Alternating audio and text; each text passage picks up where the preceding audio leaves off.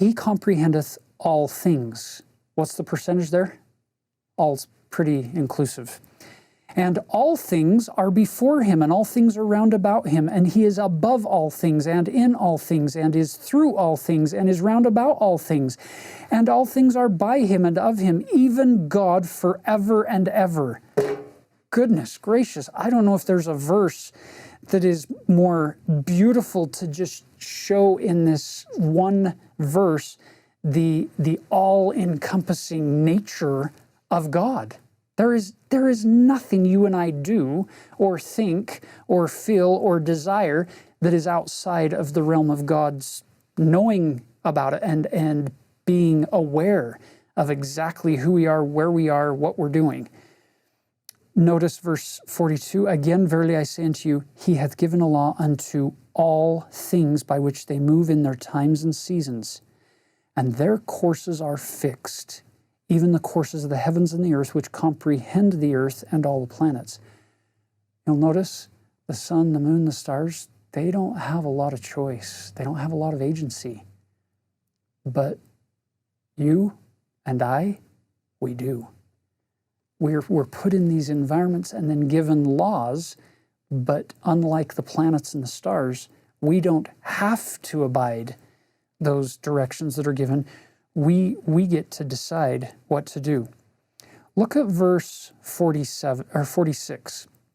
Unto what shall I liken these kingdoms, that you may understand?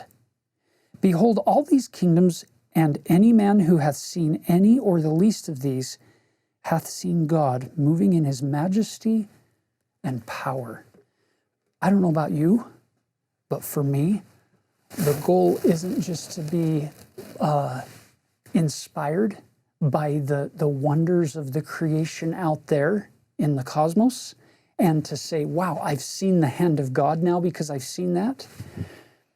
It's to translate that macro outer space vision of God into the micro inner space, to see the hand of God moving in his majesty, not just in my life, in increasingly trying to have my hand and my words and the way I see things become more and more and more in line with the way the Lord Jesus Christ sees things or would say things or would treat people. But it's also to look for that majesty in other people. It's the concept from Mother Teresa of Calcutta when she says on one occasion, the concept that she shared was, she looks for the face of God in everybody she meets.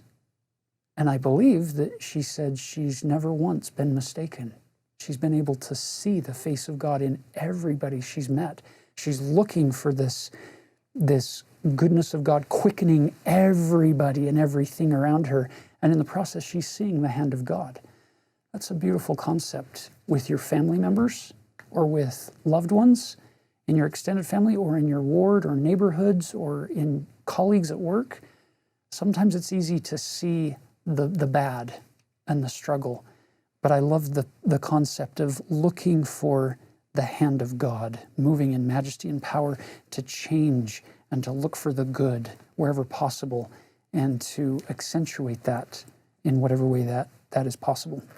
Now notice the transition into verse 48. I say unto you, he hath seen him, nevertheless, he who came unto his own was not comprehended.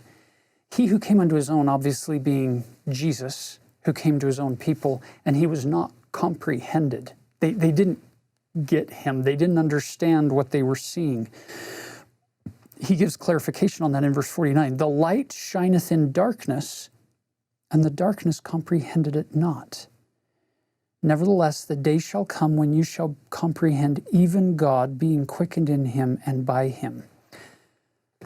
Let it not be said of you and me that the Lord came into our life or into our family or into our circle of influence and his light shined in the darkness, into the dark corners of our life, and we comprehended it not. We either turned a blind eye to it, or we didn't recognize it, or worse yet, we rejected it because we're more comfortable over in the dark.